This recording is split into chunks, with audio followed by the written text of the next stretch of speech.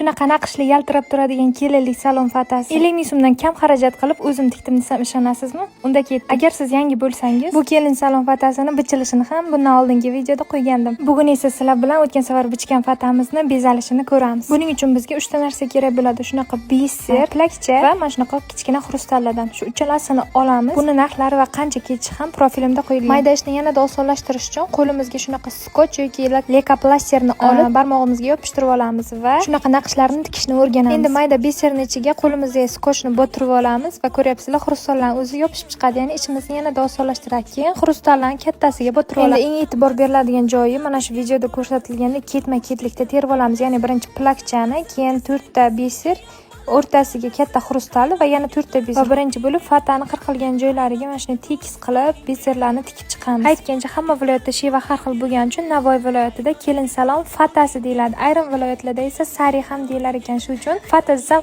noto'g'ri tushunmanglar. Bu fataning naqshlarini o'zingizlar xohlagandek qilib bezatib chiqsanglar bo'ladi. Mana pastini tikib bo'ldim. Endi asosiy naqshlariga o'tamiz.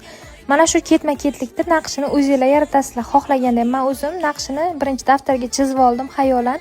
Keyin o'sha daftarga qarab shunday ketma-ketlikda tikib chiqdim. Tekis stolni ustiga qo'yib olib, mana shunday ketma-ket tikib chiqasizlar. Keyin bir tomonini tikib, ikkinchi tomonni o'sha tomonga qarab tikasizlar.